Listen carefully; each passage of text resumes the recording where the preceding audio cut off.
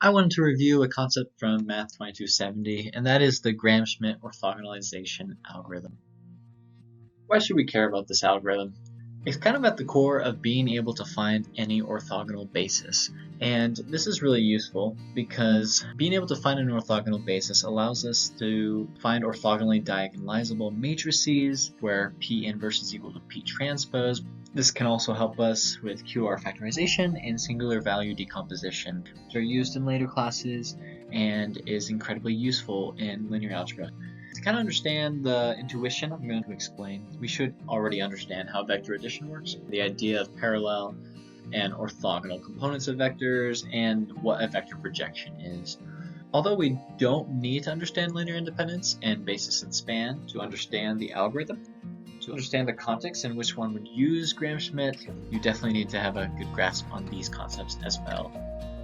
Any vector can be decomposed into an orthogonal and a parallel component of another vector, in this case the vector v. And so we can split up u such that u subscript p, or the parallel component, this black vector, is exactly parallel to v, and then uo, or the orthogonal component, is perfectly orthogonal to v.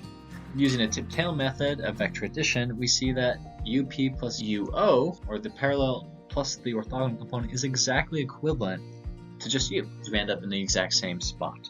And this is a very important idea. This is kind of at the core of what the Gram-Schmidt algorithm is going to do. We are going to try to find all these orthogonal components of these vectors. And so recall that the projection of u onto v is exactly that parallel component. That is what up is. It is the projection. If we want to find the orthogonal component using the idea of vector addition, we can just subtract off the parallel component from u, and what you're left with is exactly the orthogonal component.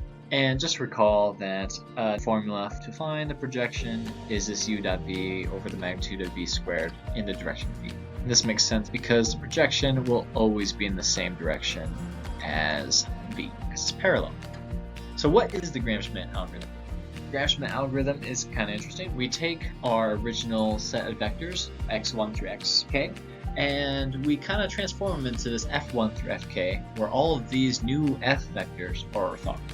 So the first one we just set equal to x1. For the second one, what we're going to do is we're going to look at our second vector, but we need to make sure every single one of our vectors is orthogonal to every single other one. So we take our second one, and now we subtract off, I don't know if you noticed, but this is exactly the projection formula we were just looking at. So we subtract off the parallel component of f1, and what we're left with now is a second vector, f2, that is orthogonal to f1. And then we continue.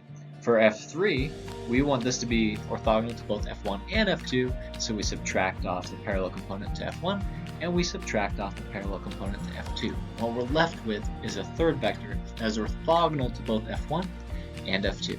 And we can do this k many times. Let's look at an example. Let's say we have this basis of R3 with these three vectors. How would we use the Gram-Schmidt algorithm to find an orthogonal basis? First thing we do, we can just set x1 through x3 to those three vectors in our basis. First one is always the easiest one. We just say, okay, well, f1 is just x1.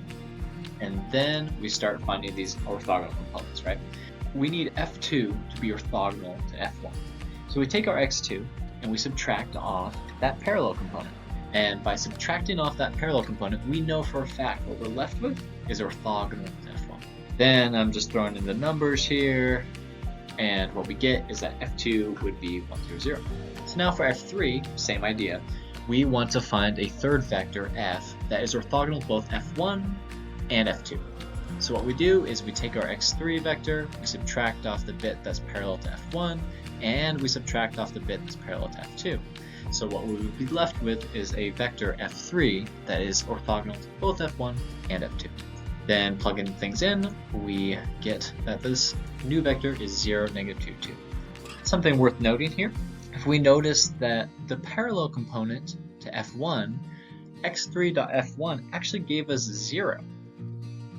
What this implies is that f1 and f3 were already orthogonal, and this is fairly important. We can use the Gram-Schmidt algorithm even if certain vectors are already orthogonal. because the Gram-Schmidt algorithm will take this into account and will already set those values equal to 0, which is a pretty handy effect. And so what we're left with is that our new orthogonal bases are these three vectors right here. Here are some sources.